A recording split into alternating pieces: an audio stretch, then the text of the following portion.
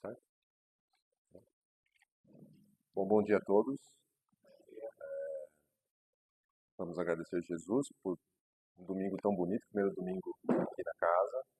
Obrigado a todos pela presença. Minha preleção hoje está um pouco conectada a quem estava aqui no domingo anterior, a Vitória, falou sobre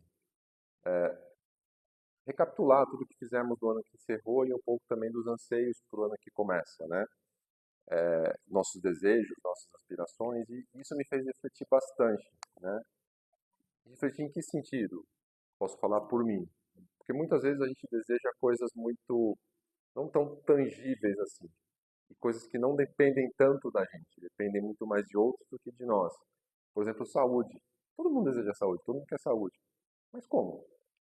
O que eu vou fazer para atingir a saúde? Né? E a gente às vezes não para pensar muito no como, mas sim no final e não na jornada. Isso eu fiquei pensando bastante durante a semana e aí quando eu estava buscando, né, o tema de hoje, me conectando um pouco ali com o meu mentor e que falar, surgiu aqui o capítulo 17 do Evangelho, né, Sede perfeitos. Especificamente o item 16, que fala reconhece o cristão pelas suas obras. Eu comecei a olhar um pouquinho, né, e basicamente esse item, esse capítulo fala sobre, Kardec traz que para a gente desenvolver a obra, né, que seguir os ensinamentos de Jesus, não tem que ser aspiracional, não tem que ser uma ideia, mas tem que ser concreto, tem que ser baseado em atitude, tem que ser no dia a dia, né? Tem que ser nas atividades de cada momento, né?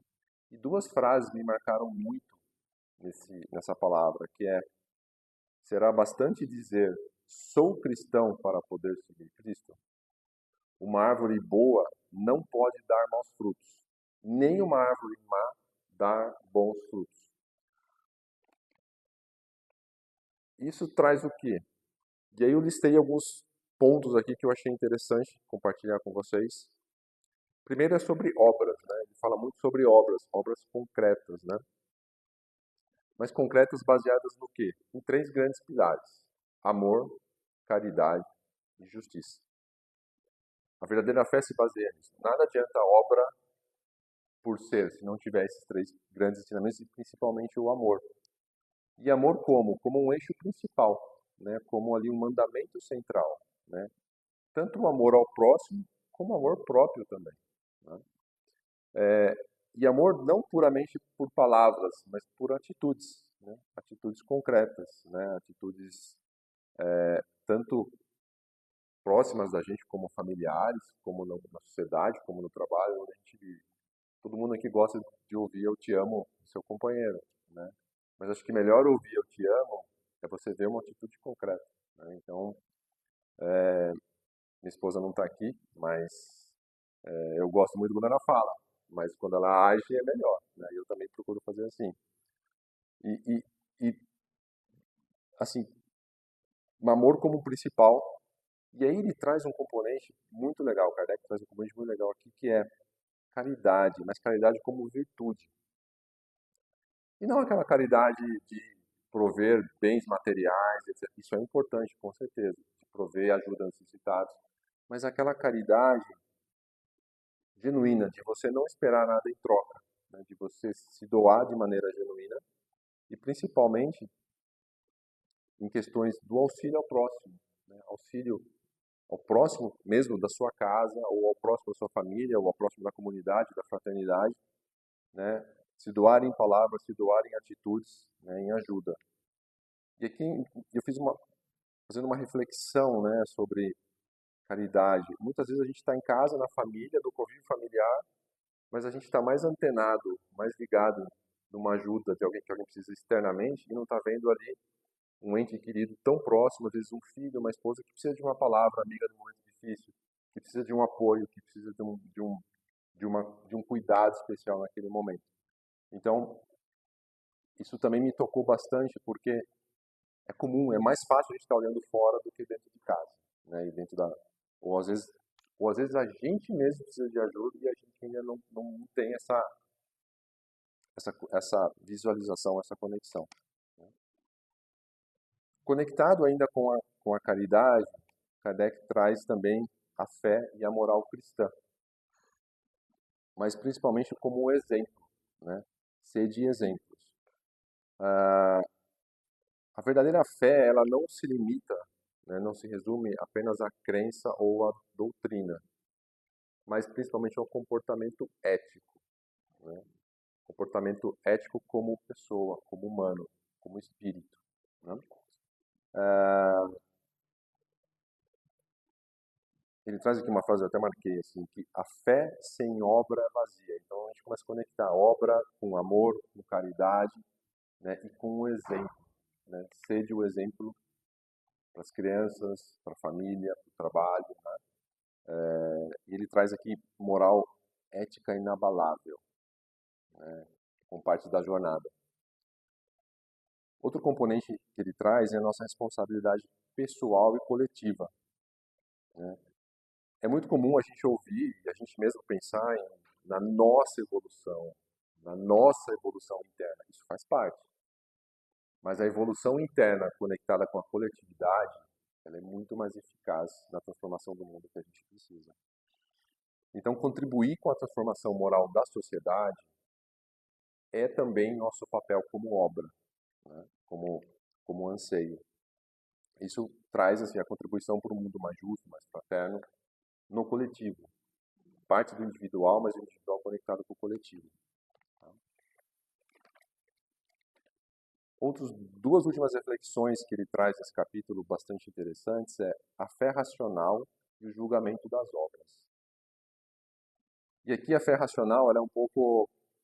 Eu confesso que eu precisei ir e voltar algumas vezes, porque quando a fé é abordada de maneira racional, quando a gente fala do espiritismo, nós cristãos como espíritas, a gente tem ali como um mantra, como um caminho, a fé racional, a fé prática, né? A fé aplicada no dia a dia, né?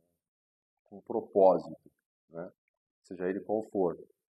E traz também, Kardec traz que a fé irracional, ela é vazia. Ela uma fé sem um propósito, uma fé sem uma atitude, sem uma ação, ela fica na teoria, né? E teoria por teoria nunca se converte em prática sem atitude, né? E aí entra o julgamento da obra, né? É comum também ouvirmos que julgamento final, quando você desencarnar, vai acontecer. Mas ele traz aqui de uma maneira lúdica muito mais no aspecto da consciência como indivíduo, né? Como que a gente, como consciência, trabalha, entende e compreende as nossas obras, né? De maneira ética, né? E de como essa obra ética, com fundamentos éticos, princípios do amor, da atitude, ela se relaciona com os demais pensando em coletividade. Resumindo esse capítulo, né, o Cristão pelas suas obras, você conhece o Cristão pelas suas obras, ele traz de maneira bastante clara que o cristianismo, o espiritismo, ele não está baseado na formalidade da fé, mas na vivência diária. Seja essa vivência focada em grandes transformações, mas também de maneira muito comum no dia a dia, nas pequenas coisas do dia a dia, né? A gente conhece, podemos citar inúmeros nomes aqui, de grandes transformadores, né, ao longo dos séculos, que desenvolveram grandes obras, né? Mas o dia a dia também faz parte do nosso processo. E Kardec traz que perante Jesus, perante a essência do cristão, o peso é o mesmo. A grande quanto pequeno, o que importa é a atitude, é a essência, a atitude genuína para isso, né?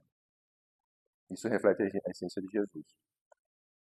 Posto isso, eu fiquei pensando, ok, muito legal, muito interessante, mas como colocar de forma prática, né? Como transformar em atitude prática? E aí eu comecei a pesquisar e eu bati o olho na prateleira de casa e eu vi um livro lá, o Renovando Atitudes, do Chico, ditado por Hamed, né? E abri ali e já estava marcado um capítulo, né? Não sei quem marcou, se foi minha esposa ou uma das crianças, mas estava marcado teu lugar na vida. E esse é um capítulo interessante, porque ele traz uma reflexão bastante séria, mas também reconfortante, assim, do aspecto pessoal, sobre identidade, propósito e maneira de como a gente, como indivíduo, se coloca no mundo. Tem uma certa conexão, né, com o que eu desejo para o ano que está vindo, né, como que eu me posiciono como cristão, mas qual que é o meu lugar nisso tudo, né? Então, definindo o que significa o teu lugar na vida, né? Nessa reflexão que Hamed traz, né, ele traz claramente sobre qual é a nossa missão, mas além da missão, qual é o nosso papel? Se é o papel protagonista ou um papel secundário. E deixa muito claro que a escolha é nossa. Você quer atuar como protagonista?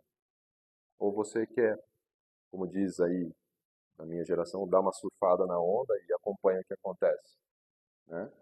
E outro ponto também é que ele traz, ele nos instiga a isso, a entender que o nosso lugar não é determinado por fatores externos, status, status materiais, status na sociedade, mas sim pela nossa capacidade da gente entender e compreender e viver com essa harmonia com as leis universais de Cristo, com a nossa essência e também com a nossa consciência, né? De nada adianta a essência sem consciência.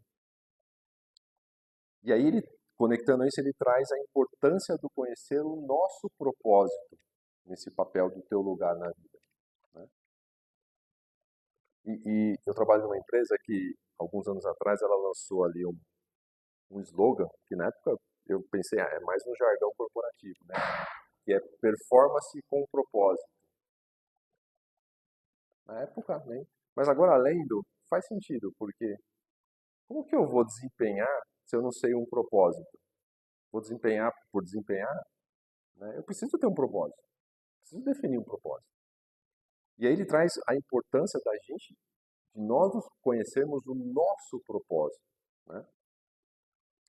E ele traz que o conhecimento do nosso propósito é um olhar interno, um olhar para dentro, né? Tem que ser uma análise sincera conosco mesmo, né? E, e, e esse olhar tem que estar muito focado em buscar o nosso lugar na vida, né? E ele define como uma jornada de autoconhecimento, né? De você parar, refletir, entender, né? Ter clareza desse propósito. Esse propósito muitas vezes ele é grandioso, como mencionei aqui, de grandes feitos, mas também ele pode ser do dia a dia, desde um pequeno gesto de caridade, um pequeno gesto de auxílio, ou simplesmente conceder a passagem para alguém no trânsito, né? Quem aqui, assim, já às vezes se acorda, e às vezes é normal, se acorda um pouco, não acordou num bom dia, mas se você não age, não tem atitude de mudar esse comportamento, você fica o dia inteiro com aquilo, naquela vibração ruim, né? E aconteceu comigo algumas vezes de, não, o que eu vou fazer? Né? E às vezes está ali no trânsito de São Paulo, ali, às vezes alguém pede passagem, e às vezes você, não vou dar passagem, né? Mas o fato de ceder a passagem e a pessoa te agradece, porque a pessoa nem esperava que você ia fazer isso, você já percebe que começa a mudar algumas coisas, né? Às vezes no trabalho, e não estou falando que a gente tem que ser complacente com o erro, nada, mas às vezes no trabalho alguém errou, mas você genuinamente entender e se colocar no lugar da pessoa e falar, olha, eu vou te ajudar nisso, né? Não teria obrigação nenhuma de fazer isso, mas eu vou te ajudar, né? Essa mudança de atitude pequena vai mudando a vibração, vai mudando a sintonia. No final você chega em casa totalmente diferente de quando você saiu. Mas aqui voltando para a jornada do autoconhecimento, né? A média assim lembra que não tem lugar na vida pequeno demais, né? Cada ato, cada atitude, cada ato de bondade, cada ação conta e conta com a mesma medida, com o mesmo peso, né? Em tudo que envolve nós como seres humanos. E aí ele traz que o verdadeiro propósito, na questão de definição de propósito, não é como o indivíduo se destaca individualmente, até um pouco redundante, indivíduo individual, mas sim como ele contribui, estando em harmonia, né, do progresso geral da humanidade. Mas tem que começar por ele mesmo, né? Mas como ele se conecta com esse propósito superior, né, e contribui de maneira geral com a humanidade. Outros dois componentes que Hamed traz, que são difíceis, mas importantes, é a nossa aceitação do nosso lugar, como a gente aceita o nosso lugar e como a gente pratica o desapego, né? Eu vou entrar um pouquinho em cada um deles, né? E ele traz como um dos mais ensinamentos poderosos, né, do capítulo, a importância da aceitação, né? E aceitar não a nossa condição social ou a nossa situação financeira, não é isso. É como a gente aceita deixar de lado o ego interno, o nosso ego. E principalmente se deixar, se comparar com os outros. Somos indivíduos. O nome já diz indivíduos, cada um é individual. Cada um tem, cada um é seu próprio ser. E muitas vezes a gente se pega, "Putz, eu gostaria de ser igual ao Márcio. O Márcio é um ótimo preleitor. O dia que eu for 50% do que ele é, estou bem. Mas o Márcio é o Márcio, eu sou eu tenho as minhas características e o Márcio tem a característica dele, né? Mas como eu deixo o ego de lado e aceito essa condição? Então esse é um grande exercício, né?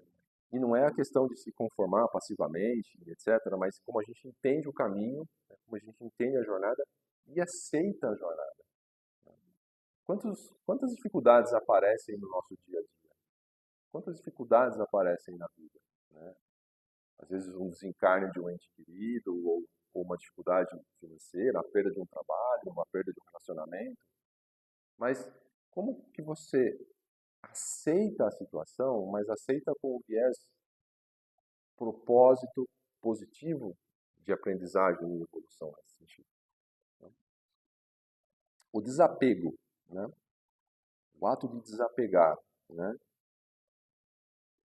A média traz que constantemente a sociedade, o coletivo é influenciado, né, por modelos formatados por outras pessoas, modelos que impõem sucesso, modelos que impõem status, modelos que impõem condição social. O que realmente traz o desapegar é como você se desapega disso, né, de tudo que não está em sintonia com o que você entende de aceitação, com o que você aceitou para ti, né, e como que você traz essa aceitação, esse desapego, numa essência mais profunda, né, e que com essa essência profunda você entende o verdadeiro propósito da sua vida.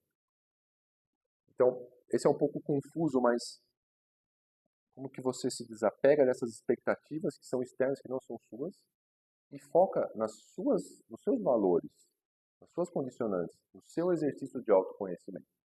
Então, desapegar disso, ainda mais hoje em dia, que é comum você passar, perde horas, às vezes, rolando ali o feed do Instagram, alguma coisa, e você olha, nossa, olha tal pessoa, tá em tal lugar, tá nas Maldivas, nossa, queria estar na Maldiva também.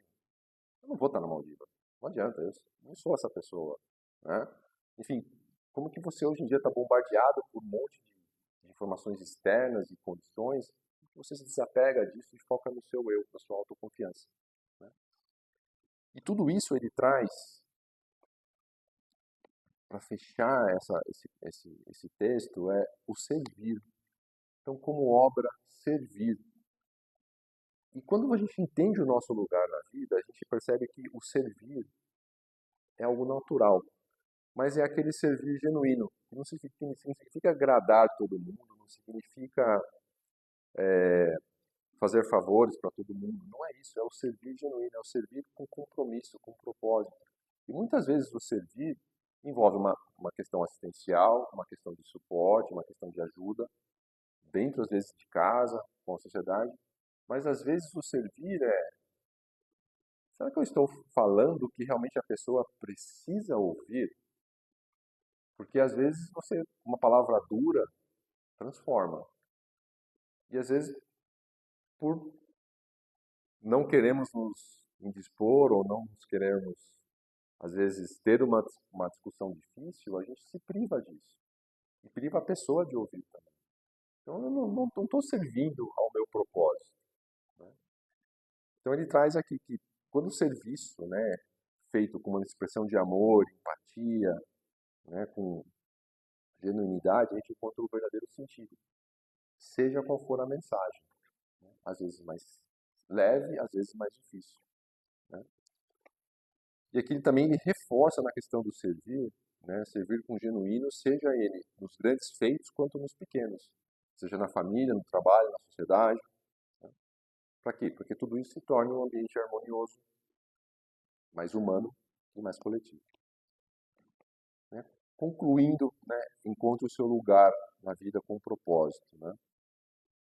Uma vez definindo, né, obras, ali no item 16 do capítulo 17, né, e encontrando o nosso lugar e tendo o propósito, né, não importa quão grande ou quão pequeno ele seja, o importante é que ele seja autêntico.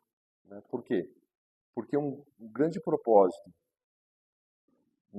quando você encontra o seu lugar com propósito, né, você vai trabalhar seu espectro interno, coletivo, né? A gente vai renovar as atitudes, né? E atitudes que envolvem coragem, que envolvem sabedoria e compaixão. Né? Por quê? Porque no final tudo isso se culmina em serenidade e verdadeira felicidade para nós como indivíduos e como melhor sociedade. E aí eu também comecei a olhar um pouco de... Eu peguei por acaso um texto, que aliás é do livro que eu ganhei do nosso amigo invisível e da minha esposa, que não foi combinado, né? Do Rossandro Kindley, que ele traz Tempo do Autoencontro. E ali um capítulo me chamou muito a atenção, que chama Nossos Desertos. Mas por que nossos desertos? E aí ele conecta, ele traz. Quando Jesus foi para o deserto jejuar 40 dias, ele foi um indivíduo e voltou outro. Né? Todo mundo sabe o que aconteceu nos 40 dias. Ele foi tentado, etc. Mas foi um exercício. Mas no final, tudo isso é muito lúdico. Mas no final, o que foram os 40 dias? Um tempo de autoconhecimento. Um tempo para ele. Um tempo de conexão com ele, com a espiritualidade. Né? E aí, desertos, né? Jesus foi para o deserto, mas cada um aqui tem o seu deserto. Cada um tem o seu deserto diário. Né?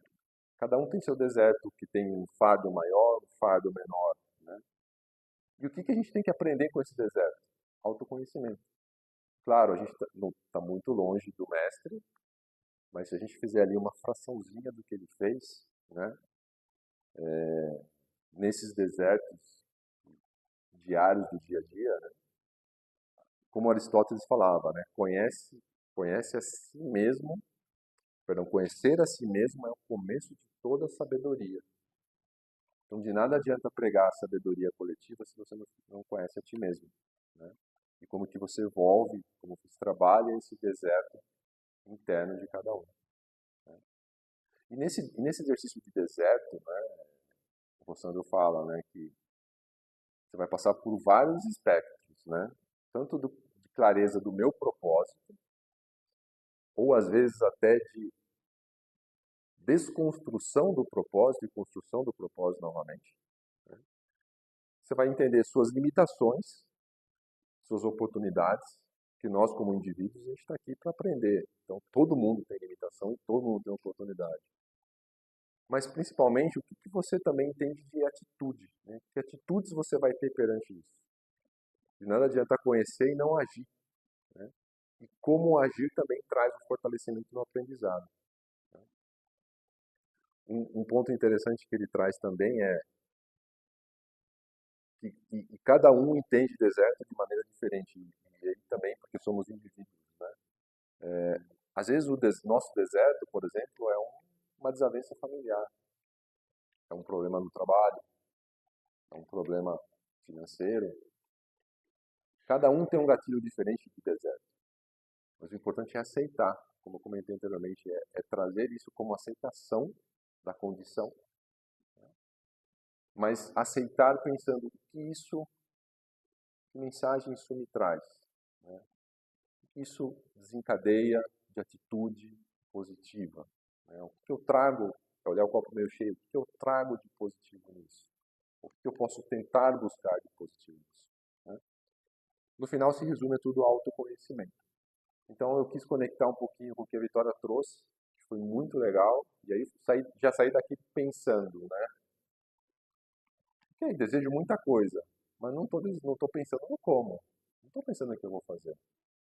E sabe que faz sentido desejar tanta coisa? Talvez se eu eleger uma, duas ou três itens e trabalhar o meu exercício de autoconhecimento nisso, entender minha capacidade de realmente perceber isso e como fazer, acho que faz mais sentido, né? E aí eu quis conectar, né, esses dois domingos com uma mensagem de começo de ano, né, e principalmente que a gente possa agora, né, e fica aqui o meu convite, que a gente possa buscar se autoconhecer, que a gente possa buscar cruzar esses desertos, né, mas sempre pensando, saindo diferente do que quando eu entrei. Um pouco da mensagem que eu queria trazer hoje, acho que eu falei até em menos tempo do que deveria, mas qualquer comentário, dúvida, pergunta, estou aqui à disposição, se alguém quiser comentar alguma coisa. Então, super obrigado, né? Agradeço a todos, que a gente possa aí superar os desertos, né, melhores do que quando a gente entrou neles.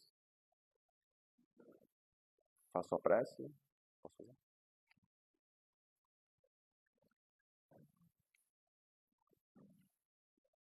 Vamos então fechar os olhos, agradecer, agradecer esse domingo, agradecer o sol que brilha,